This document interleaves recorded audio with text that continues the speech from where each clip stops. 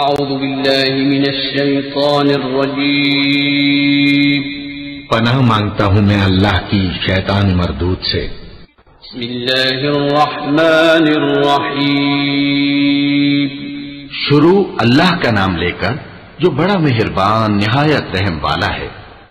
ما أصابك من حسنة فمن الله وما أصابك من سيئة فمن نفسك وأرسلناك للناس رسولا وكفى بالله شهيدا من يطع الرسول فقد أطاع الله ومن تولى فما أرسلناك عليهم حفيظا ويقولون طاعة فإذا برزوا من عندك بيت طائفة منهم غير الذي تقول والله يكتب ما يبيتون فأعرض عنهم وتوكل على الله وكفى بالله وكيلا۔ اے آدمزاد، تجھ کو جو فائدہ پہنچے وہ اللہ کی طرف سے ہے، اور جو نقصان پہنچے وہ تیری ہی شامت اعمال کی وجہ سے ہے۔ اور اے نبی، ہم نے تم کو لوگوں کی ہدایت کے لیے پیغمبر بنا کر بھیجا ہے، اور اس بات کا اللہ ہی گواہ کافی ہے۔ جو شخص رسول کی فرما برداری کرتا ہے تو بے شک اس نے اللہ کی فرما برداری کی، اور جو نافرمانی کرے تو اے پیغمبر تمہیں ہم نے ان کا نگہبان بنا کر نہیں بھیجا۔ اور یہ لوگ منہ سے تو کہتے ہیں کہ آپ کی فرما برداری دل سے منظور ہے، مگر جب تمہارے پاس سے چلے جاتے ہیں تو ان میں سے بعض لوگ رات کو تمہاری باتوں کے خلاف مشورے کرتے ہیں، اور جو مشورے یہ کرتے ہیں اللہ ان کو لکھ لیتا ہے۔ سو ان کا کچھ خیال نہ کرو اور اللہ پر بھروسہ رکھو، اور اللہ ہی کافی کا ساز ہے۔ افلا يتدبرون القرآن ولو كان من عند غير الله لوجدوا فيه اختلافا كثيرا وإذا جاءهم أمر من الأمن أو الخوف أذاعوا به ولو ردوه إلى الرسول وإلى أولي الأمر منهم لعلمه الذين يستنبطونه منهم ولولا فضل الله عليكم ورحمته لاتبعتم الشيطان إلا قليلا فقاتل في سبيل الله لا تكلف إلا نفسك وحرض المؤمنين عسى الله أن يكف بأس الذين كفروا والله أشد بأسا وأشد تنكيلا من يشفع شفاعة حسنة يكن له نصيب منها ومن يشفع شفاعة سيئة يكن له كفل منها وكان الله على كل شيء مقيتا۔ بھلا یہ قرآن میں غور کیوں نہیں کرتے؟ اگر یہ اللہ کے سوا کسی اور کا کلام ہوتا تو اس میں وہ بہت سا اختلاف پاتے، اور جب ان کے پاس امن یا خوف کی کوئی خبر پہنچتی ہے تو اسے مشہور کر دیتی ہیں، حالانکہ اگر اس کو پیغمبر اور اپنے ذمہ داروں کے پاس پہنچاتے تو تحقیق کرنے والے اس کی تحقیق کر لیتے، اور اگر تم پر اللہ کا فضل اور اس کی مہربانی نہ ہوتی تو چند آدمیوں کے سوا تم سب شیطان کے پیرو ہو جاتے۔ سو اے پیغمبر، اللہ کی راہ میں لڑو، تم اپنے سوا کسی کے ذمہ دار نہیں ہو، اور مومنوں کو بھی ترغیب دو، قریب ہے کہ اللہ کافروں کی لڑائی کو بند کر دے، اور اللہ شدید ترین جنگ کرنے والا ہے اور سزا دینے کے لحاظ سے بھی بہت سخت ہے۔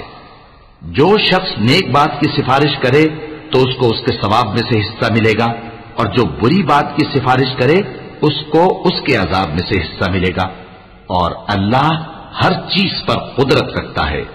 وَإِذَا حُيِّيتُم بِتَحِيَّةٍ فَحَيُّوا بِأَحْسَنَ مِنْهَا أَوْ رُدُّوهَا إِنَّ اللَّهَ كَانَ عَلَى كُلِّ شَيْءٍ حَسِيبًا۔ اللَّهُ لَا إِلَٰهَ إِلَّا هُوَ لَيَجْمَعَنَّكُمْ إِلَىٰ يَوْمِ الْقِيَامَةِ لَا رَيْبَ فِيهِ ومن أصدق من الله حديثا۔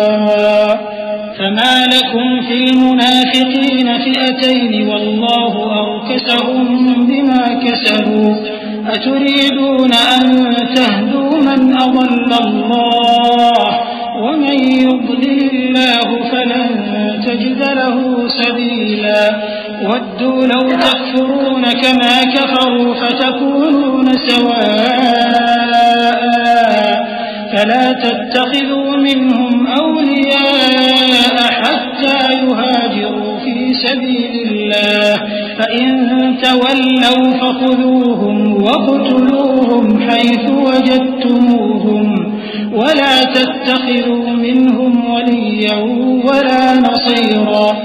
اور جب تم کو کوئی دعا دے تو جواب میں تم اس سے بہتر کلمے سے اسے دعا دو یا انہی لفظوں سے دعا دو. بے شک اللہ ہر چیز کا حساب لینے والا ہے. اللہ وہ معبود برحق ہے کہ اس کے سوا کوئی عبادت کے لائق نہیں. وہ قیامت کے دن تم سب کو ضرور جمع کرے گا اور اللہ سے بڑھ کر بات کا سچا کون ہوگا.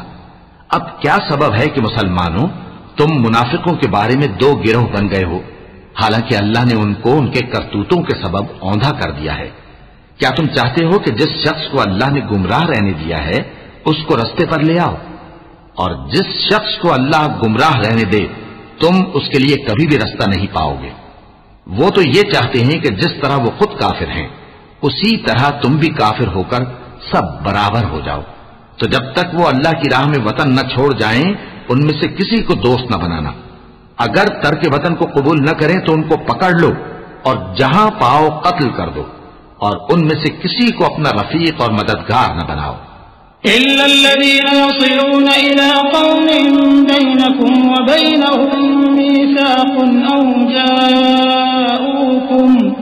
أو جاءوكم حصرت صدورهم أن يقاتلوكم أو يقاتلوا قومهم ولو شاء الله لسلطهم عليكم فلقاتلوكم فإن اعتزلوكم فلم يقاتلوكم وألقوا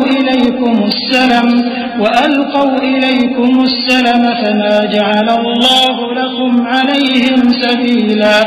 ستجدون آخرين يريدون أن يأمنوكم ويأمنوا قومهم كلما ردوا إلى الفتنة أركسوا فيها فإن لم يعتزلوكم ويلقوا إليكم السلم ويكفوا أيديهم فخذوهم واقتلوهم حيث ثقفتموهم وأولئكم جعلنا لكم عليهم سلطانا مبينا.